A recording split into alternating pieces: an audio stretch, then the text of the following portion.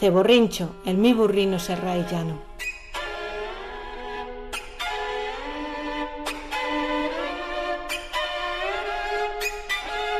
Ceborrincho, el mi burrino serraillano, era mimosino y calacero a más no poel, compañero de faena de toda la vía. Cada día, al dar de mano, acabando los trajines en el campo, aparejaba al burro con la jáquima, la albarda, la cerilla, la cincha y todos los arreatis. Entonces me montaba en él sentando mi daleao, y así, aginao y arrengao de cansera, me dejaba conducir por Ceborrincho, que me traía tranquilito a casa, pasino a paso, con su cabeza baja, pensativo, metido en sus cavilaciones.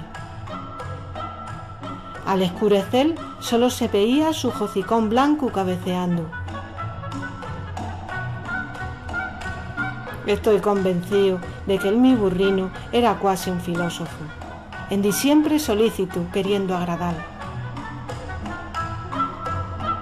Me acuerdo cuando lo trujiun de la serrailla, cuando era un bochi que gustaba mezuquear sin maldad de todas las banastas de uva recién traídas de la vendimia. «Ceborrincho, desapáltate de ahí, carambo, ¿eres peor que los muchachinos?» Pero para que no se asustara al cutao, sobresaltado con mi enfado, le sacaba unos potrecos del morralino, enseñándoselo, y entonces se acercaba con un trotecino zalamero para apañarlo, en de mi mano, estirando su belfo, mientras yo le acariciaba la su cabeza de pelo suave. «Bochi, bochi, qué guapino es. ¿No veis? Las uvas no son pa' ti, rico mío, son pa' pisarla en el gamellón. Ya te juntaré un recapero de algunina que queden en el fondón, pero no te empiqui».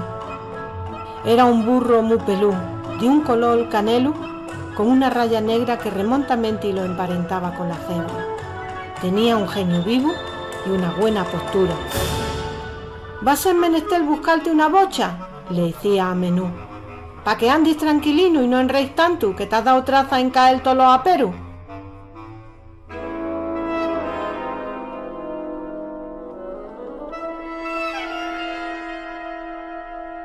Llegué a conocer todas las clases de rebuznos que jadía y sabía cuándo era por jambrina o por jader sinotal o por celu, y así hasta 20 tonos distintos que iden algunos.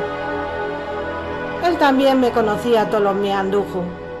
Los burros, por pura querencia, toman las costumbres de los sus amos como propias.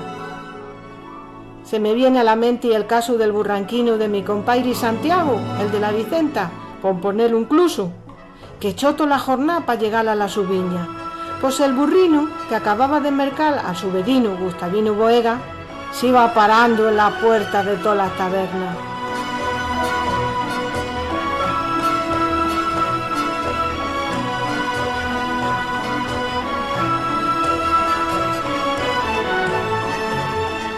Ceborrincho me ayudaba en todos los quehaceres.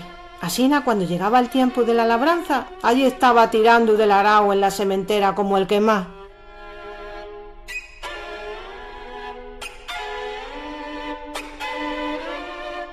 Todas las mañanas, al pasar de madrugada, con mi burrino camino del labrantío, rente al tapao de Fuente Morena, veíamos al tío Gregorión bregando en la subesana, jadeando los surcos, con el arao tirado de güeyes.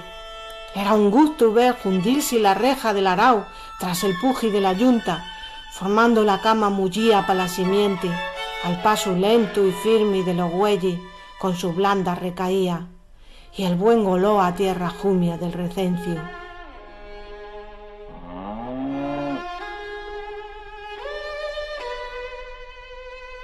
A nuestro paso, el tío Gregorión y sus güeyes paraban la brega un inti y nos miraban de reojo como hiriendo: «¿Dónde vais dambo a dos, precinos, si no tenéis juercina pa' tirar del arao y jader la besana ni pa' nada?» Pero lo que no sabían es que si nosotros andábamos como faltinos de fuerza, por la contra nos sobraba nervio y coraje.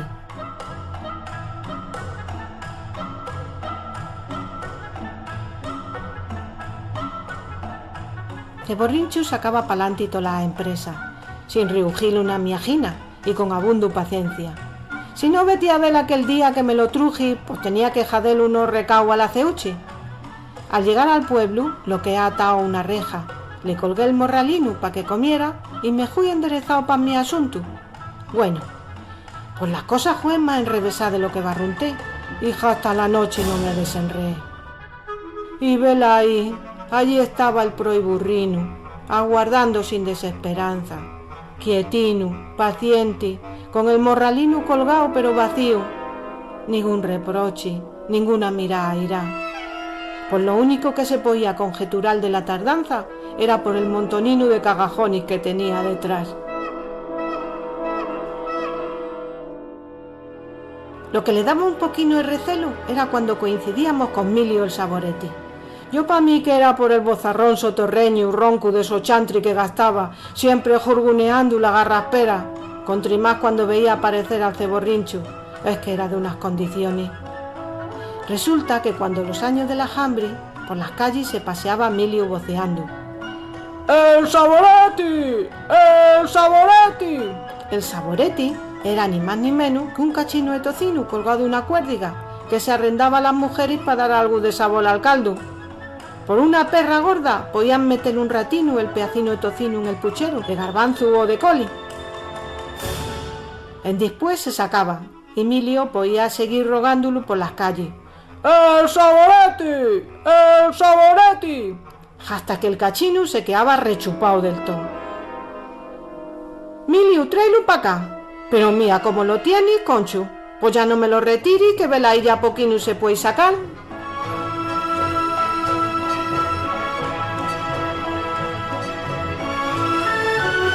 En tiempo de la siega era una risa ver al ceborrincho cargado hasta los topis, con los haces de trigo o de centeno, camino de la era. Parecía una bola de paja, donde malamente se le veían las puntinas de las pezuñas.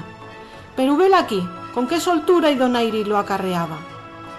Los vecinos todos se quedaban asombraditos al verme llevándolo del cabestro. ¿De quién es ese burro de tanto rumbo? Pues en la borrasca. Lo galano que iba en mi burrino camino de la ermita. Todos los zagalinos y las mocinas querían montarle y pajaderse un retrato. Ceborrincho pacientino entre tantos criinos se dejaba querer.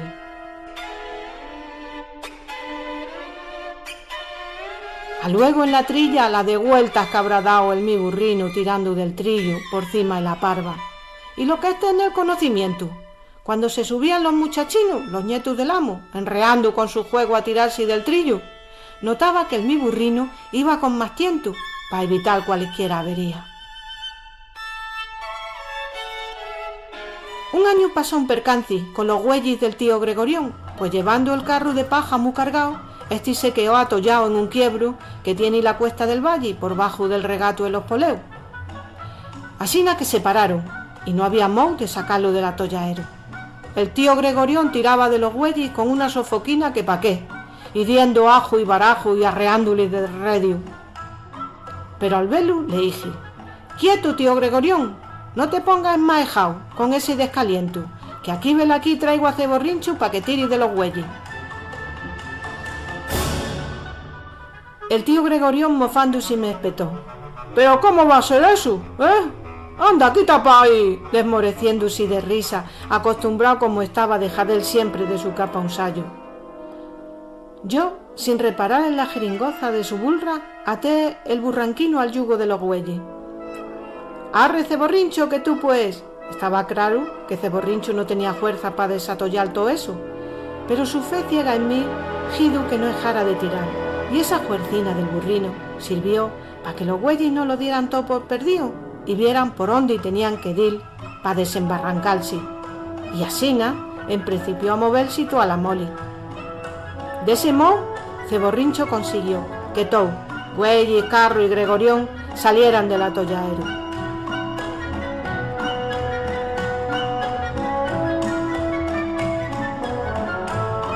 Desde entonces no me volvieron a mirar de reojo cuando pasábamos rente a sus labutos, sino con un salud de cabeza.